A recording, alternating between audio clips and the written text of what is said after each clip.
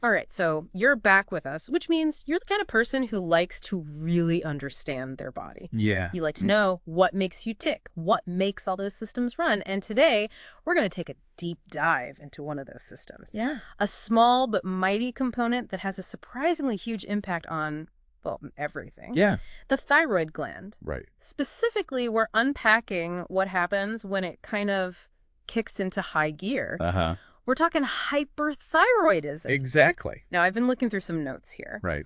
and it is remarkable how this tiny little butterfly-shaped gland just sitting there in the front of your neck can wreak so much havoc when it gets out of whack. It's pretty wild, right? It really is. This little butterfly, it just has tendrils that reach out and touch everything. Yeah, it's not so little when you think about its influence. Not at all. So, to start us off, I guess this little butterfly needs fuel, right? To do all its work. Yeah. And that fuel is iodine. Iodine is absolutely essential for the thyroid gland to produce its hormones. Okay, and how does that whole process get started? Like, what tells the thyroid to start producing those hormones? Well, it all begins with a signal Okay. from your pituitary gland, Okay. which sits right there at the base of your brain. Right. And the pituitary gland, it releases something called thyroid stimulating hormone, Okay. or TSH for short. TSH, got it. And this TSH is like the accelerator pedal for the thyroid. Okay, so the pituitary gland, it's basically saying, hey, thyroid, get to work. Exactly. It's saying, step on the gas. We need those thyroid hormones. And those hormones, I know we hear those names thrown around a lot. Thyroxine, T4, triiodothyronine, T3. Can you break those down for us? Yeah, absolutely. What are those guys doing? So when TSH, that signal from the pituitary, reaches the thyroid, it tells the gland to release its main hormones. You got T4 and T3 into the bloodstream. Okay. Now, these hormones, think of them like the body's thermostat. They control how fast your metabolism runs, how much energy your body uses. And in hyperthyroidism, that thermostat kind of stuck on high, right? Way up. Blasting the heat. Yeah, and it's not just the heat. It's like every system's running too fast. Because these hormones, they don't just hang out in the thyroid, do they? Oh, no, not at all. They travel. They travel all throughout your body. Influencing pretty much everything. Every single cell. I mean, we talked about metabolic rate, Yeah. but they also affect your heart, how you breathe, your digestion, your nerves, and even your muscles. So with hyperthyroidism, you can imagine the kind of chaos that can cause. Yeah, real domino effect. So, okay, let's make sure we're crystal clear here. Okay. Hyperthyroidism, that's the overactive thyroid, pumping out too much hormone. Right. But then there's this term, thyrotoxicosis. Is that the same thing? That's a great question. And it's a little bit of a nuance, Why? but an important one. Yeah. So hyperthyroidism, like you said, that's the problem at the source, the gland itself. Right. Thyrotoxicosis is what happens when all those extra hormones, Okay. they actually start affecting the tissues in your body. Okay, I'm seeing the distinction. It's like hyperthyroidism is the engine running too fast, Yeah. and thyrotoxicosis is the whole car speeding out of control. Gotcha. So why does this happen? Uh-huh. Why does this thyroid, this butterfly, why does it go into overdrive in the first place? Well, there are a number of reasons, Okay. but the most common culprit is Graves' disease. Okay, and remind me, what is Graves' disease again? So Graves' disease is an autoimmune disorder. Okay. And in autoimmune disorders, the body's own immune system, Yeah. it kind of mistakes healthy cells for invaders and starts attacking them. Like a friendly fire situation. Exactly. Oh, good. And in Graves, the immune system produces antibodies that actually mimic TSH, Okay. that signal from the pituitary. Right. So they end up constantly stimulating the thyroid to overproduce hormones. Like they're sending false signals. Yeah, exactly. It's like hitting the gas pedal nonstop. That's a good analogy. So Graves' disease is one cause, but are there others? There are. Okay. Another one is multinodular goiter. Multinodular goiter. Break that down for me. So a goiter is basically an enlarged thyroid gland. Okay. And in multinodular goiter, you have multiple lumps or nodules that form on the thyroid. And these nodules, they can become overactive. Okay, so they're kind of working independently, these little nodules. Yeah, they're like little mini thyroids all pumping out extra hormones. Wow. Okay, so that's multinodular goiter. What else? Then there's adenoma, Adenoma. which is, it's basically a single overactive nodule on the thyroid. Okay, so similar to multinodular, but just one instead of many. Exactly. Yeah, got it. Then you have thyroiditis, which is inflammation of the thyroid gland. Okay. This can actually cause hyperthyroidism temporarily. How does that happen? Well, when the thyroid is inflamed, it can release stored hormones into the bloodstream all at once. Okay. kind of like squeezing a sponge full of water. I like that visual. Yeah, you get a sudden surge of hormones. Right. And that can lead to those hyperthyroid symptoms. So it's not a constant chronic thing, the thyroiditis? Usually not. It often resolves on its own. Okay. But it's definitely something to be aware of. Makes sense. And I remember something in the notes about iodine itself being a potential trigger. Oh, yeah. This is where things get really interesting. Okay. You see, iodine is essential for making thyroid hormones. Right. We talked about that. We did. The fuel for the butterfly. Exactly. So how could it be a trigger? Well, for some people, if they get too much iodine, Okay. it can actually overload the system and push it into overdrive. I see. So it's like too much of a good thing can actually be bad. Exactly. It's all about balance. And that's where the trouble starts. Yeah. Too much of this, not enough of that. The body's a delicate machine. It really is. So with all this extra thyroid hormone coursing through the system, Right. what are the signs? What are the things that someone might notice if they have hyperthyroidism? Well, a lot of the symptoms, they stem from that increased metabolic rate we talked about. Okay, so the body's burning through energy like crazy. Exactly. And that leads So to... first of all, you're going to be burning through oxygen at a higher rate. Okay. You're going to have this heightened sympathetic nervous system activity. What does that mean? Sympathetic nervous system. So that's your body's fight or flight system. Okay. It's what kicks in when you're stressed or in danger. Right. Gets your heart pumping, you're breathing faster. Okay. And with hyperthyroidism, it's like that system's constantly on alert. So you're basically in a constant state of fight or flight. Pretty much, yeah. Wow, that sounds exhausting. It can be, yeah. You might feel nervous, irritable, restless, even though you're also tired. Okay, so it's not just like you have all this extra energy, Right. You're also on edge. Yeah, you're wired but tired. Gotcha. Okay, so that's the nervous system side of things. Right. What else? Weight loss is a really common symptom. Okay, even though you're eating more, right? Yeah, often even with an increased appetite. Because you're burning through so many calories. Exactly. That seems like a pretty obvious sign. It is, and it's something doctors definitely look for. Okay, so what about the heart? Oh, yeah. The cardiovascular system is definitely affected. In what way? Well, you might experience tachycardia, which is a rapid heart rate.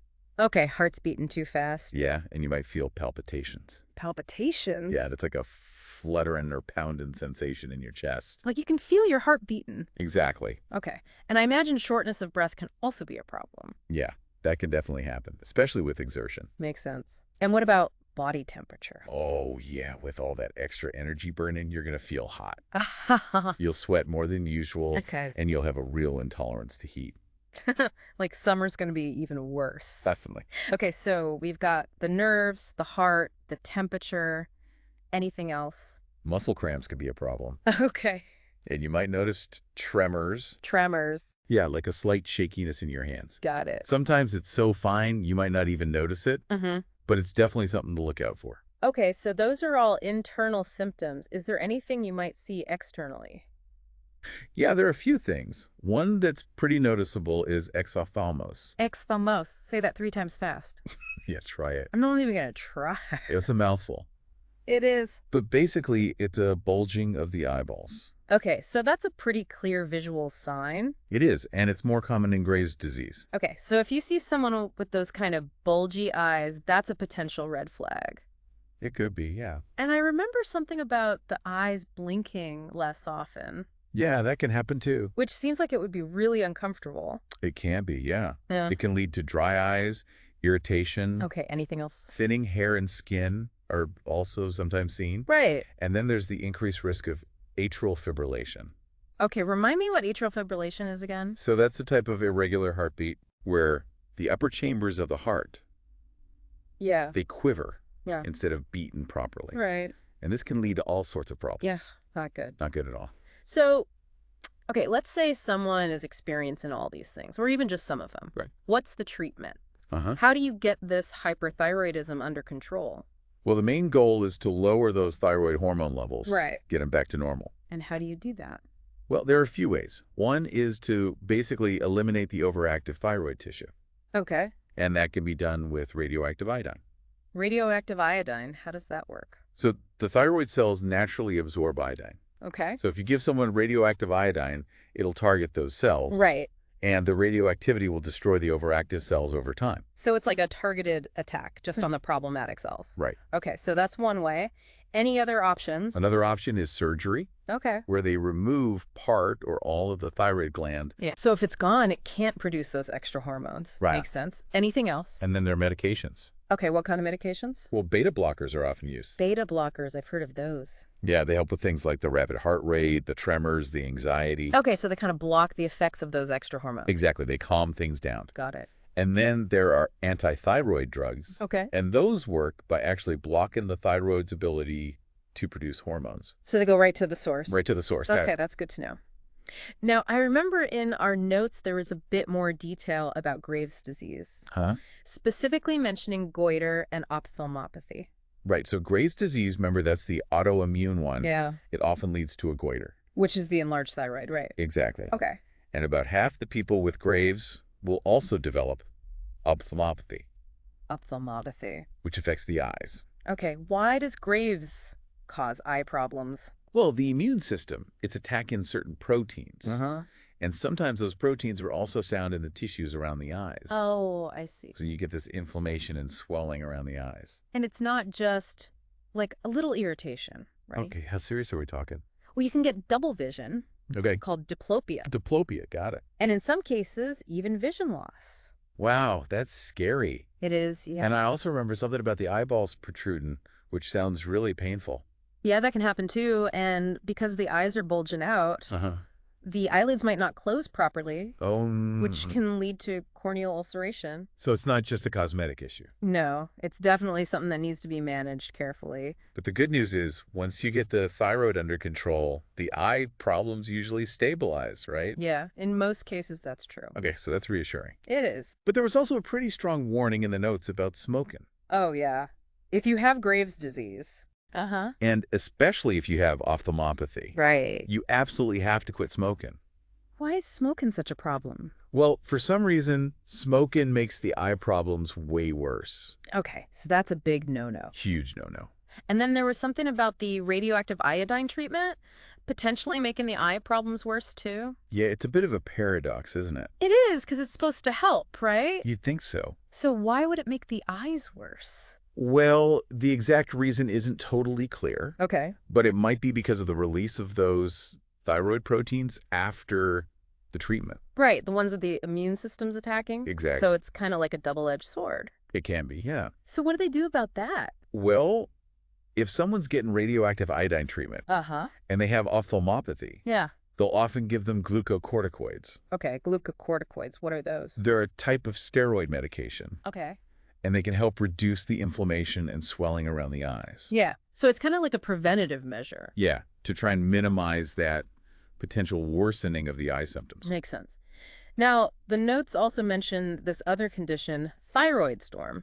Right. Which sounds pretty intense. It is. Tell me about it. Thyroid storm is a real medical emergency. Okay. It's basically a sudden, severe surge of hyperthyroidism. So it's like hyperthyroidism on steroids? Yeah, exactly. And that's a problem because... Well, because it can be life-threatening. Okay, that got my attention. It's marked by really high fever, extreme cardiovascular effects. Okay, what does that mean, cardiovascular effects? So we're talking dangerously high heart rate, congestive heart failure, wow, angina, which is chest pain. Yeah. Because the heart's not getting enough oxygen. Okay, so the heart's really taking a hit. Big time. And what about the brain?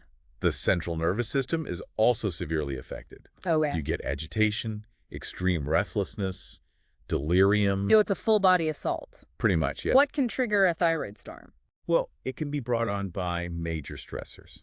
Okay, like what? Surgery, trauma, infection. Okay. Even something like poorly controlled hyperthyroidism. So it's kind of like the body's pushed to the limit and then just snaps. Yeah, it's like a tipping point. And the notes mention a high mortality rate? Yeah, it's a very serious condition. So if someone's having a thyroid storm, what do you do? Well, first of all, you got to get them to the hospital immediately. Okay, obviously. And then the priority is stabilizing their heart and circulation. Okay, that makes sense. And then what? Sometimes they use advanced interventions like plasmapheresis or dialysis. To do what? To remove thyroid hormones from the blood more quickly. Oh, I see. They'll also try to cool the body down. To bring the fever down. Exactly. Okay. But they have to be careful to prevent shivering. Why is that? Because shivering actually increases metabolic rate. Oh, right. So it would make things worse. Exactly. So it's like a delicate balancing act. It really is. And I imagine they also give medications. Oh yeah, lots of medications. Like what? Beta blockers to control the heart rate. Okay.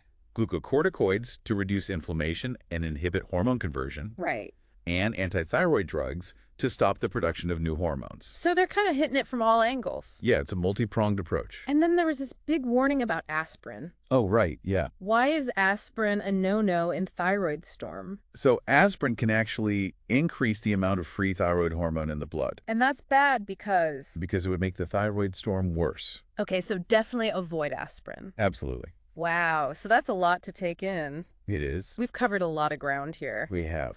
But I think it's really important to understand these things. Right. Even if it seems complicated, because this tiny little gland can have such a huge impact on our health. That's amazing, isn't it? It really is. How this one little thing can affect so much. Yeah, and it makes you wonder, right?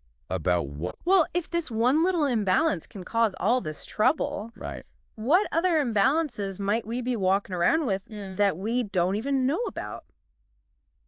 That's a good question. It's a thought, isn't it? It is. The body's a mysterious and complex thing. It really is. And the more we learn about it, the more we realize how much we still don't know.